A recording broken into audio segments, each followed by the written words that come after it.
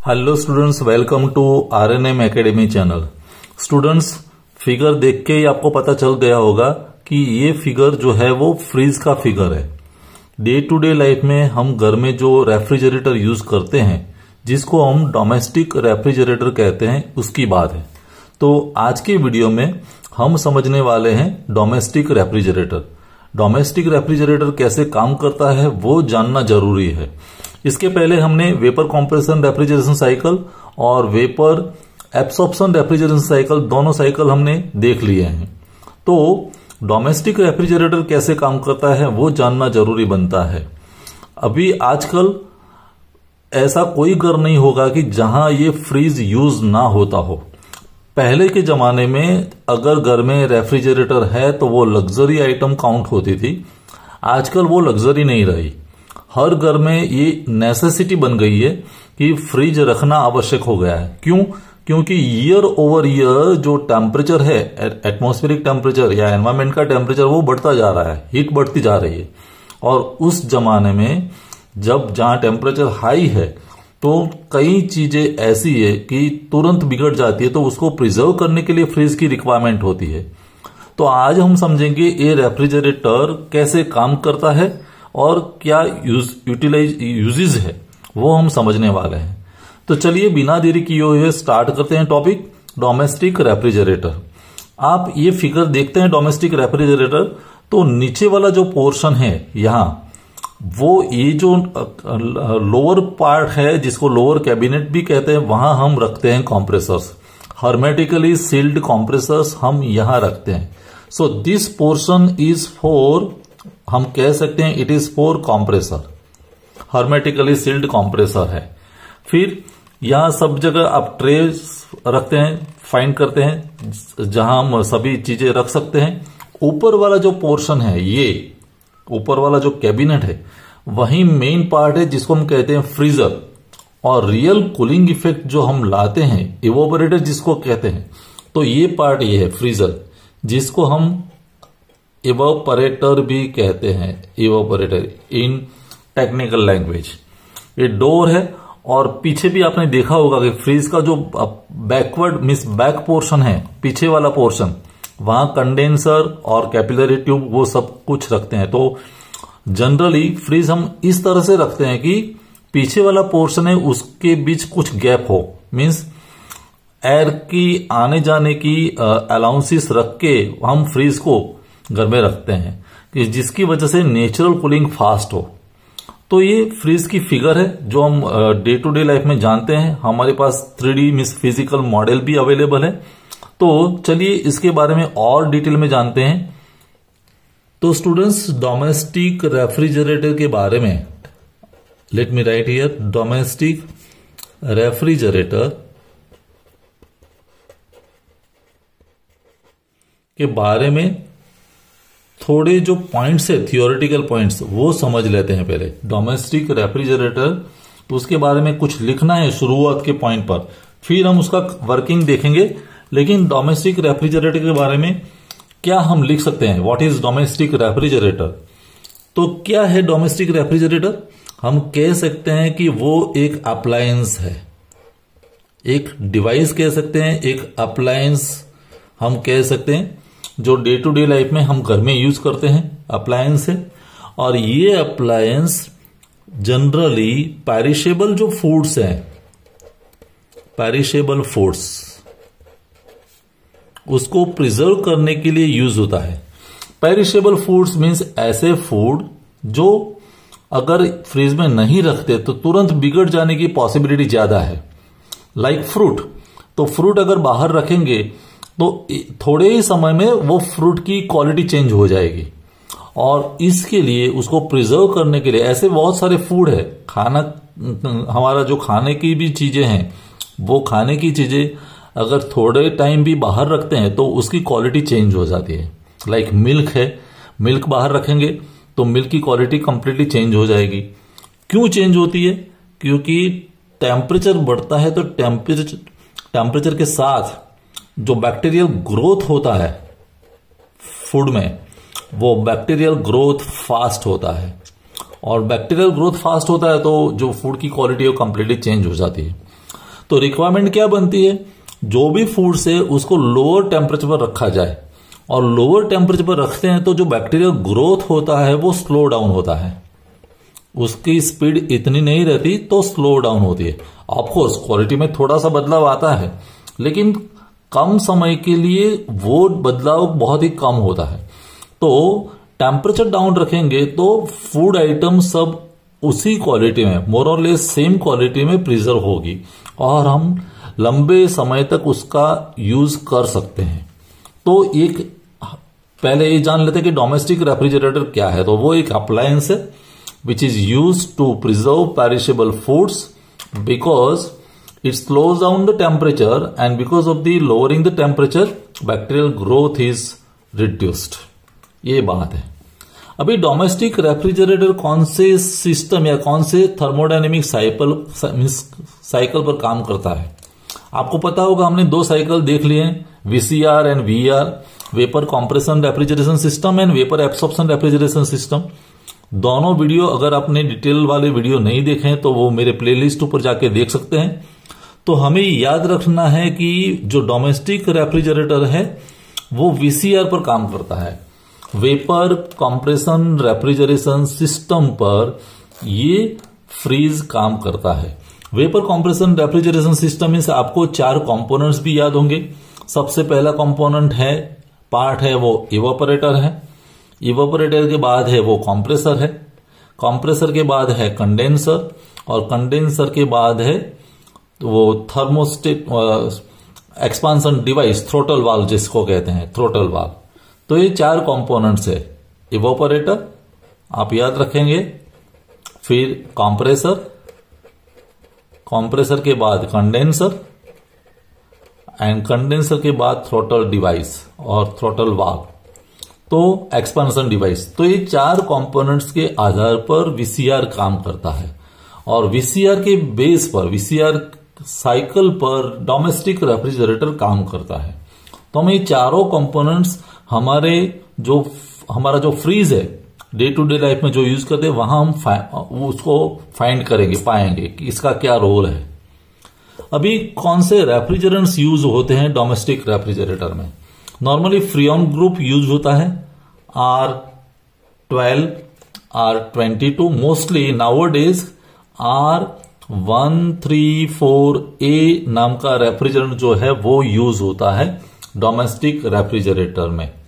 और डोमेस्टिक जो रेफ्रिजरेटर है जिसको हम फ्रीज कहते हैं, उसकी कैपेसिटी, उसका इंटरनल वॉल्यूम जो है, जो स्पेस ऑक्यूपाइड होता है, उसके आधार पर उसका मेजरमेंट होता है कैपेसिटी का।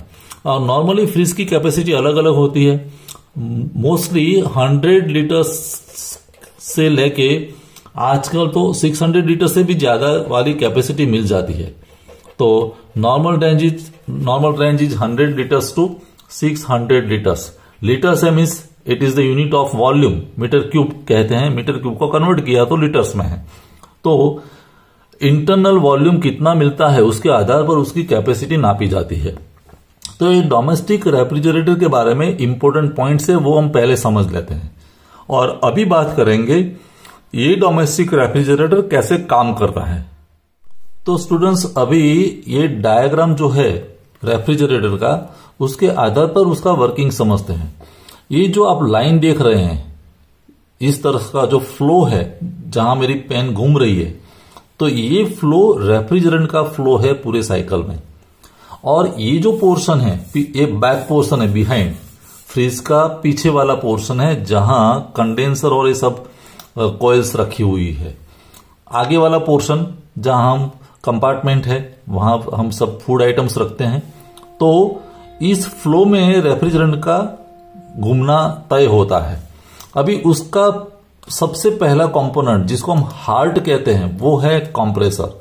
तो इसको हम हार्ट मानते हैं, this is the heart of the refrigerator. तो लेट मी राइट हियर, ये जो कंपोनेंट है this is the heart of the refrigerator, hermetically sealed compressor.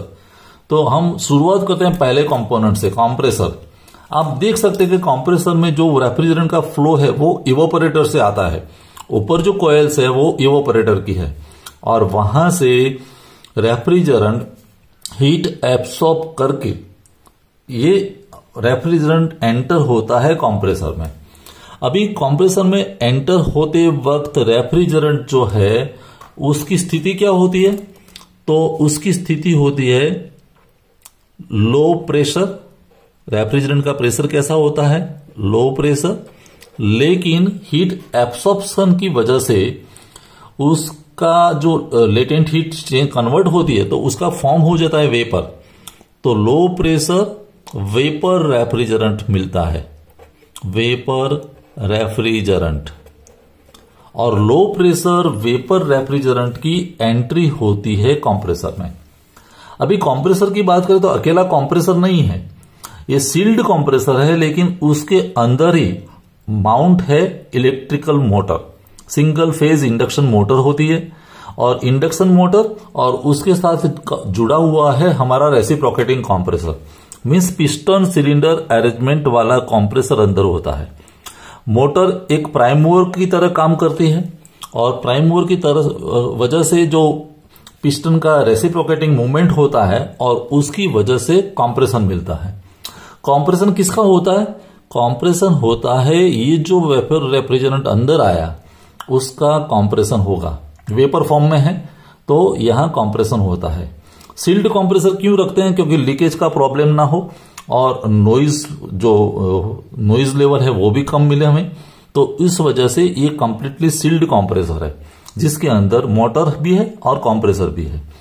और कंप्रेसर के आउटलेट पर कंप्रेशन की वजह से होगा क्या? तो हमें ये आउटलेट है तो यहां हमें मिलेगा प्रेशर बढ़ जाएगा, तो हाई प्रेशर, हम कह सकते हैं हाई प्रेशर वेपर रेफ्रिजरेंट मिलेगा। लेकिन प्रेशर जो बढ़ा उसके साथ साथ टेम्परेचर भी बढ़ेगा रेफ्रिजरेंट का, तो दोनों चीजें होती है, प्रेशर भी बढ़ता है और टेम्परेचर भी बढ़ता है। अगर बात करें तो नॉर्मली 90 डिग्री सेंटीग्रेड तक का हमें टेम्परेचर मिलता है और जो प्रेशर होता है वो 8 बार तक भी जाता है।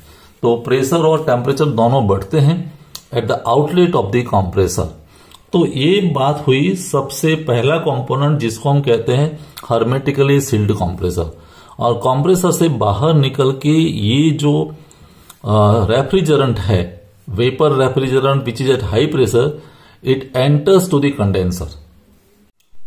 तो स्टूडेंट्स ये जो रेफ्रिजरेंट कंडेंसर में एंटर हुआ तो आप देख सकते हैं कंडेंसर की ट्यूब्स यहां तक की लंबी लेंथ वाली ट्यूब्स है इस फॉर्म में।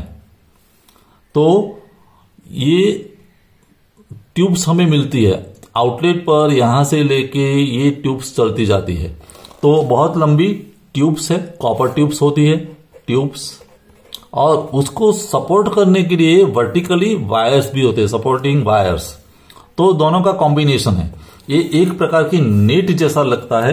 तो ट्यूब्स में हमारा रेफ्रिजरेंट घूमेगा और सपोर्टिंग वायर्स भी है और इतना लंबा रूट है रेफ्रिजरेंट का फ्लो होने में कि जहां सफिशिएंट टाइम मिल जाता है कूलिंग के लिए।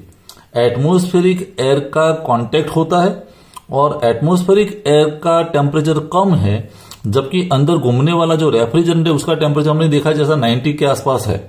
तो बाहर वाला टेम्परेचर कम है तो हीट ट्रांसफर होगी, हीट यहां से रिजेक्ट होगी और वो हीट एनवायरमेंट में चली जाएगी। फ्लो लंबा है, मीन्स रूट लंबा है, तो लंबे रूट के परिणाम ये जो टेम्परेचर है वो टेम्परेचर ड्रॉप होता है। मीन्स टेम्परेचर जो हमारा इनिशियली 90 डिग्री पर था वो ऑलमोस्ट 45 या 50 डिग्री सेंटीग्रेड टेम्परेचर पर आ जाता है। मीन्स कंडेंसर में से बाहर निकलने वाला जो रेफ्रिजरेंट है उसका क्या होगा? उसका टेम्परेचर डाउन होगा, प्रेशर वहीं रहता है हाई प्रेशर, क्योंकि प्रेशर में कोई बदलाव नहीं है। लेकिन हमें पता है कि कंडेंसर में हीट एब्सॉर्ब होती है, हीट रिजेक्ट होती है, और हीट रिजेक्शन की वजह से यहां फेज चेंज होगा। क्या चेंज हो जाएगा? फेज में बदलाव आएगा, phase change. Phase change means जो वेपर रेफ्रिजरेंट हाई प्रेशर पर था कंडेंसर में से बाहर निकलते वक्त उसका फॉर्म हो जाएगा लिक्विड, उसका फेज चेंज हो जाएगा। लिक्विड होगा, टेम्परेचर डाउन होगा, लेकिन प्रेशर में कोई बदलाव नहीं है, प्रेशर तो हाई प्रेशर ही है। तो इस तरह से कंडेंसर में एटमॉस्फेरिक एयर के कांटेक्ट में आने की वजह से हीट का रिजेक्शन होगा। जो हीट हमने इवापोरेटर में से एब्सॉर्ब की थी, वो हीट जिसको हम लेटेंट हीट कहते हैं, वो लेटेंट हीट का रिजेक्शन यहां कंडेंसर में हो जाएगा। और कंडेंसर में हीट रिजेक्शन होने के बाद now it enters to the capillary tube. ये आप देख सकते हैं, जो कोयल टाइप का जो शेप है, ये शेप इसको हम कहते हैं कैपिलरी ट्यूब। तो वहां वो एंटर होती है। तो स्टूडेंट्स, अभी रेफ्रिजरेंट का फ्लो कैपिलरी ट्यूब में से पास होगा। अभी कैपिलरी ट्यूब एक बहुत ही कम डायमीटर वाली, डायमीटर उसका बहुत ही कम होता है, लेकिन लंबी ट्यूब होती है। कैपिलरी ट्यूब में जो डायमीटर की बात करें तो बहुत ही छोटा डायमीटर है, 0.5 से लेके 2.2 mm तक का डायमीटर है। मीन्स बहुत ही छोटा डायमीटर है, 0.5 to 2.2 mm डायमीटर है, और उसकी लेंथ ज्यादा होती है। ऐसा क्यों होता है? So let me write here. उसका दो डायमेंशंस है, एक है एल और दूसरा है डी। प्रेशर ड्रॉप करने के लिए कैपिलरी ट्यूब यूज होती है, जिसको हम थ्रोटलिंग डिवाइस कहते हैं। तो थ्रोटलिंग प्रोसेस की वजह से यहां प्रेशर ड्रॉप होता है। Capillary tube pressure drop means pressure reduction के लिए है, क्योंकि एंटर होने वाला जो रेफ्रिजरेंट वो तो हाई प्रेशर पर है, तो हाई प्रेशर को मुझे प्रेशर लो प्रेशर में कन्वर्ट करना पड़ेगा। तो लो प्रेशर के लिए हम थ्रोटलिंग प्रोसेस करते हैं, और थ्रोटलिंग के लिए प्रेशर ड्रॉप करना जरूरी है। तो थ्रोटलिंग प्रोसेस कैपिलरी ट्यूब में होती है।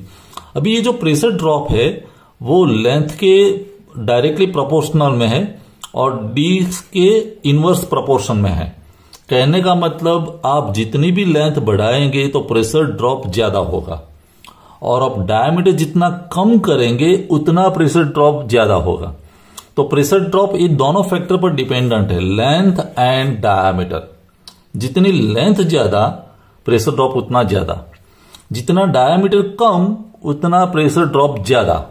तो उसकी वजह से ये कैपिलरी ट्यूब का डायमीटर बहुत ही छोटा होता है और लेंथ ज्यादा रखते हैं, और उतनी लंबी लेंथ में से जब रेफ्रिजरेंट पास होता है तो बाहर मिलने वाला जो रेफ्रिजरेंट है उसका प्रेशर चेंज हो जाता है।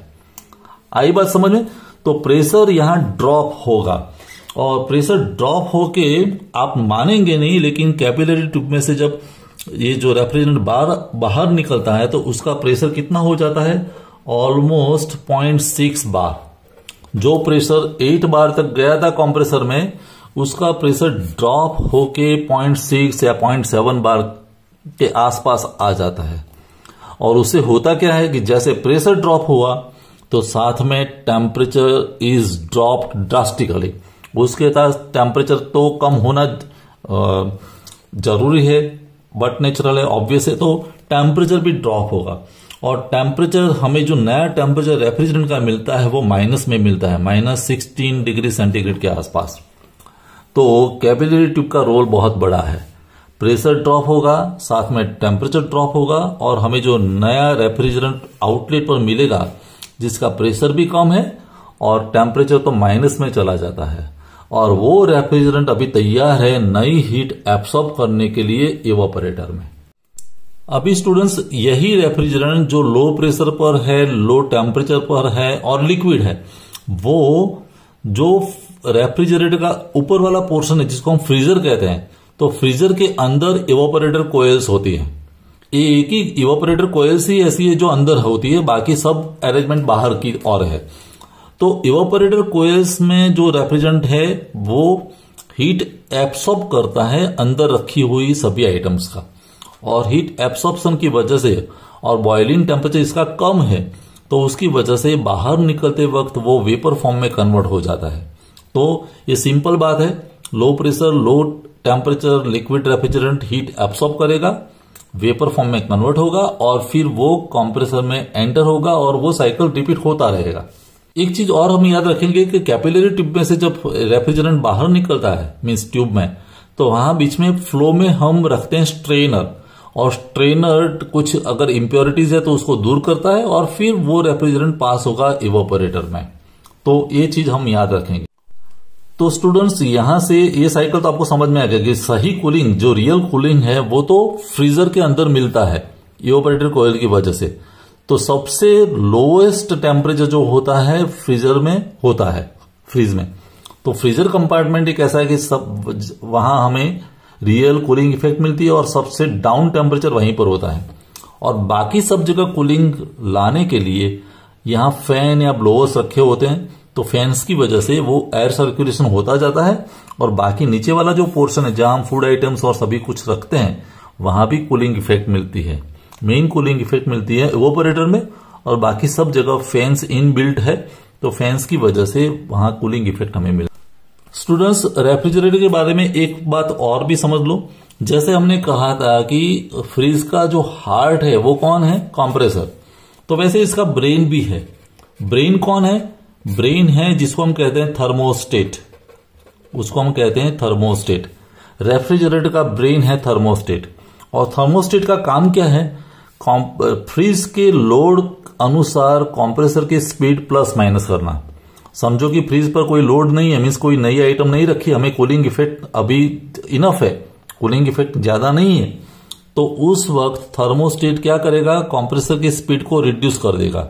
स्पीड डाउन होगी और स्पीड डाउन होगी तो कंप्रेसर स्लो घूमेगा और उसकी वजह से कूलिंग इफेक्ट मेंटेन होगी। तो स्पीड प्लस माइनस करने का और उसके अनुसार कूलिंग इफेक्ट लाने की जो रिस्पॉन्सिबिलिटी है वो थर्मोस्टेट की है और उसकी वजह से उसको हम कहते हैं brain of the refrigerator, domestic refrigerator. तो ये भी आप याद रखेंगे वाइवा के लिए क्वेश्चन।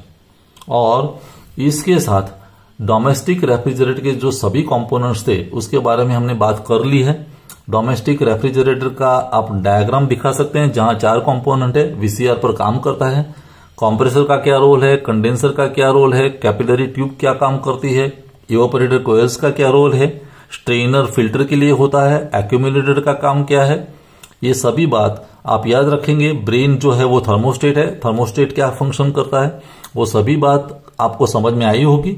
कोई डाउट है, क्वेरी है तो कमेंट सेक्शन में जरूर बताना, लेकिन वीडियो को लाइक करके जाना और सब्सक्राइब नहीं किया तो सब्सक्राइब जरूर करना, क्योंकि इससे मुझे मोटिवेशन मिलता है। तो मिलते हैं नेक्स्ट वीडियो में कोई नए टॉपिक के साथ। Thank you for watching, thank you very much. अगर आपको ये वीडियो पसंद आया है और आप मेरी चैनल पर नए हैं तो प्लीज मेरे चैनल को लाइक कीजिए, शेयर कीजिए और सब्सक्राइब जरूर कीजिए। Thank you very much.